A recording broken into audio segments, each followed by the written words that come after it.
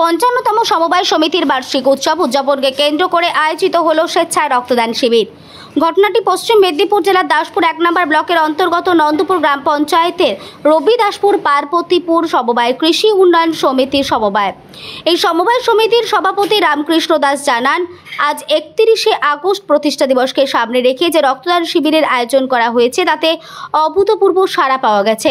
এলাকায় প্রায় 100-র বেশি স্বেচ্ছাসেবী এই শিবিরে এসে রক্তদান করেছেন এবং পাশাপাশি সম্পাদক প্রথম মান্না বলেন, রক্তদানের পাশাপাশি সমিতিতে 10,000-এরও বেশি যারা নগদ টাকা অ্যাকাউন্টে রেখেছেন তাদেরকে লটারির মাধ্যমে প্রথম, দ্বিতীয় এবং তৃতীয় হিসেবে পুরস্কৃত করা হবে। অন্যান্যদেরকেও সান্ত্বনা পুরস্কার দেওয়া হয়। সেই সঙ্গে কৃষি লোন গ্রাহককারী যে সমস্ত সদস্য সময় মতো ঋণ শোধ করেছে তাদেরকেও, সারা বছর যারা কীটনাশক সার ক্রয় করেছেন তাদেরকেও এবং খাদ্য ক্রেতাদেরও পুরস্কৃত করা হয়।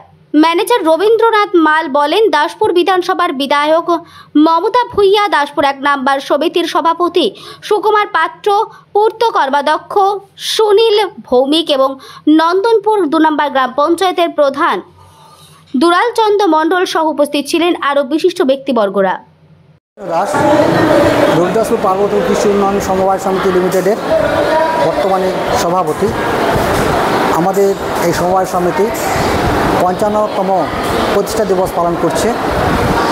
শুধু জন্মদিন পালন নয়, সাধারণ মানুষের মুমূর্ষু রোগীর পাশে থাকার জন্য সেই অঙ্গীকার নিয়ে রক্তদান শিবিরের আয়োজন করা হয়েছে। আমাদের টার্গেট 100 অবধি, মানে 100-র বেশি আমরা রক্তদাতা সংগ্রহ করেছি। রক্তদান চলছে, কিছুক্ষণের মধ্যে আমরা সমাপ্তি ঘোষণা করব রক্তদানের। আমাদের সমবায় সমিতি মানুষের পাশে থাকার জন্য, কৃষকদের পাশে থাকার জন্য, কৃষকের জন্য কৃষি কার্যের লোনের মাধ্যমে যাতে ওষুধ প্রয়োগ করা যায় কৃষিক্ষেত্রে তার ব্যবস্থা করেছি।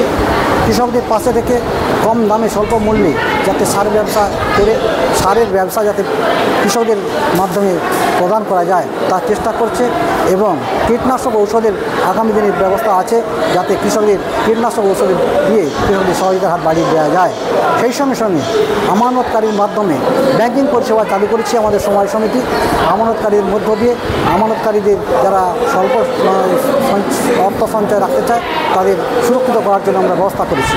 শুধু তাই নয়, যারা 10,000 টাকা করে সারা বছর জমা রেখেছে সেভিংস খাতে তাদের আমরা প্রথম পুরস্কার, দ্বিতীয় পুরস্কার, তৃতীয় পুরস্কারের ব্যবস্থা করেছি এবং সকলকে সান্ত্বনা পুরস্কার দেওয়ার ব্যবস্থা করেছি। যারা সারা বছর সার ক্রয় করেন তাদের মধ্য থেকে 10 জনকে, সর্বাধিক যারা সার ক্রয় করেন তাদের দিকে 10 জনকে আমরা পুরস্কার এবং যারা গোখাদ্য, আমাদের ব্যবসা আছে, গোখাদ্য যারা ক্রয় করেন তাদের দিকেও আমাদের উপহার দেওয়ার ব্যবস্থা করা হয়েছে বর্তমান পরিচালক সমবায় সমিতি।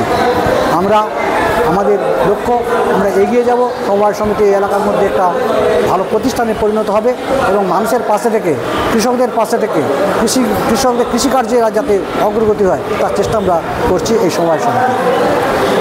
উপলক্ষে মহতি রক্তদান শিবির, সেই অনুষ্ঠানের সভাপতিত্ব করছেন এই সমবায়ের স্থায়ী সভাপতি এবং সম্মান জানাই।